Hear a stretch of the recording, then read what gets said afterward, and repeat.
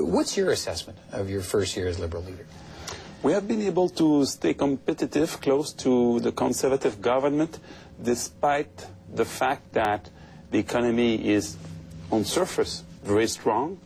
So we work hard, and we have had this result, putting us in a good position for 2008. How has it been for you and your family when you've read the negative press, when you've, even from some Liberals who don't think you're the right man for the job? How has it been dealing with that this past year? Well, I know what it is to be leader of the opposition. I know that much more people went in Sternaway, the residence of the leader of the opposition, than Sussex, the residence of the Prime Minister. But I intend to be one of them that will succeed from leader of the opposition to be Prime Minister. And this requires a lot of work, dedication, and conviction. And I have a lot. Let's talk a little bit about how your leadership will be put to a test, I guess, in the next election. First of all, when will that election be? Because in large measure, you and your party may determine that. Yes, it's thanks to the Liberals if there were no election in 2007. Mr. Harper and his government wanted to die, and we keep them alive despite their will, because we thought that Canadians didn't want an election. And I think we were right. We are praised everywhere. Canadians are telling us, thank you, we didn't want an election. And now you think they do? 2008 will be another ball game, because after 2 years of minority Conservative government, more and more the people will focus on the federal scene, and this will be good for us.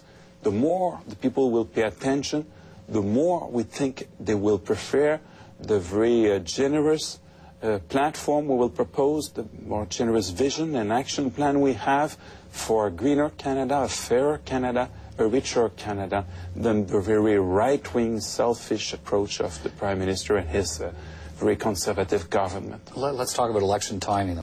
It seems to me that you can't afford, as a party, and you can't afford as a Liberal leader to allow another Conservative government budget to pass. Fair enough? So if we're going to have an election, are you going to try and make that election happen before we get a Conservative budget in February or March? We'll see the budget. The only thing I may say, we have not been impressed by the budgets of the past, where the Prime Minister broke his word toward our Atlantic Canadians, toward our seniors about income trust, when the Prime Minister cut literacy, cut the core challenge program for the minorities.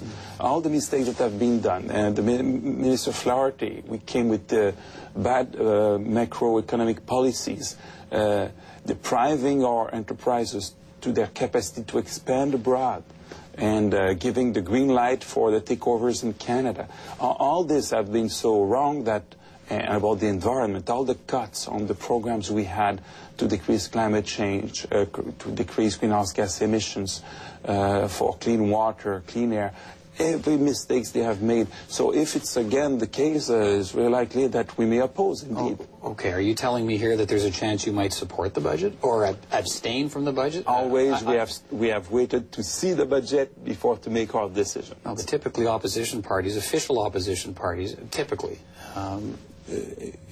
don't support the budget. And in your case, you're in I would suggest to you kind of a dicey predicament here, because we know how much internal division there was in the party when you let the throne speech pass, and then you've now let an economic statement, which was in fact a mini budget, you've let that pass as well. Can you afford to let a Conservative budget pass in February, March without being subjected to complete ridicule? We have a very strong, united Liberal Party. We came with very good policies. The policy we proposed for the environment and climate change has been praised as the best policy for Canada. The policy we proposed on poverty was described as the best policy for Canada. We're very proud of our united Liberal Party. And when the time will come for an election, I am very convinced that Canadians will look at what we have to propose and they will be impressed. Okay, but we're still back to whether or not you think you can sit on your hands, as it were, and let a Conservative budget pass. And how will Canadians view that as the official opposition? If you say they didn't want an election in 2007, but they're ready for one in 2008, it seems to me a budget is the place to make your stand. When we decided to avoid an election in 2007, many of your colleagues, maybe you yourself, I don't know, were predicting the Liberals will collapse and so on. People were proud of us. They said, well, they are responsible. They are doing the right thing. We don't want an election now. In 2008, I think it will be another ball game. After 2 years of very conservative minority government, people may decide otherwise. I think the more they will focus on the federal scene, the more they will be willing to consider what we have to propose as an opposition, but if not, it will be good for us. If not a budget, then when in 2008? We'll see. If you have a crystal ball, no, tell me. I don't have a crystal ball. Okay, well, let me ask this. How much pressure are you under from within your own party? There are, I think, fair to say, two camps. There are those who support Stéphane Dion, who want you to get into an election campaign to show the kind of campaigner you are and to show that you can lead the Liberal Party to victory. And there are those who want you to get into the campaign sooner rather than later to be defeated and so that the Liberal Party can select a new leader. How much pressure are you on to have a campaign to prove one or the other?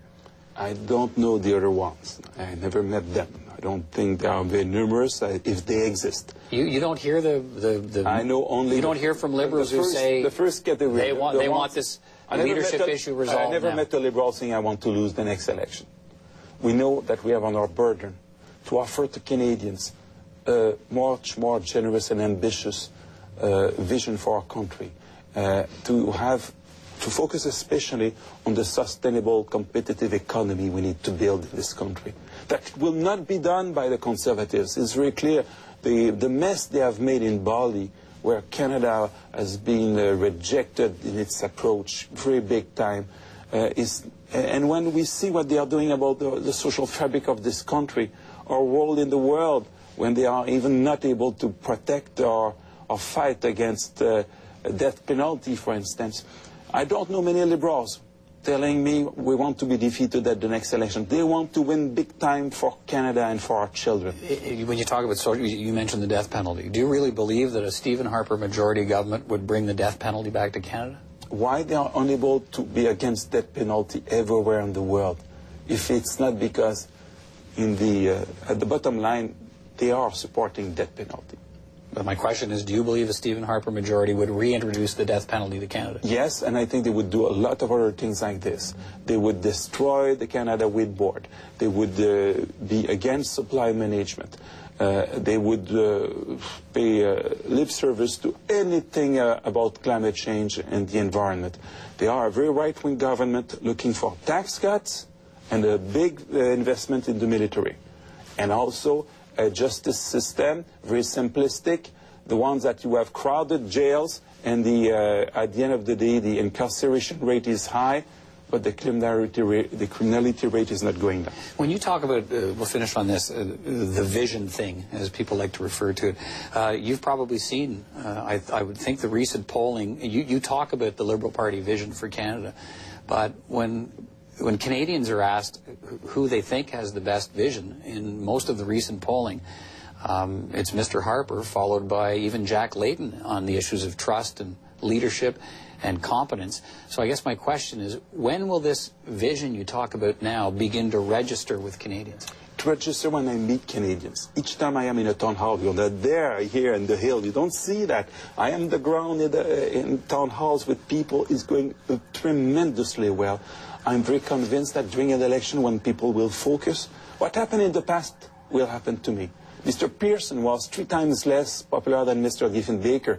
And today we know which great Prime Minister Mr. Pearson became once he became Prime Minister. But in the opposition he was not popular, perceived as never able to become a Prime Minister. The same for, let's say, Mr. Chrétien facing Madame Campbell.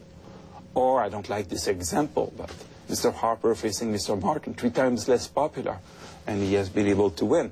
So I'm not, it's not so much my trouble to see the polls now. What I want to see is the good work we are doing.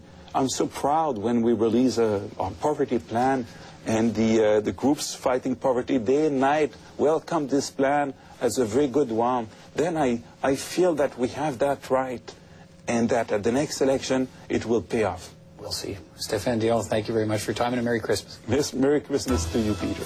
Thank you.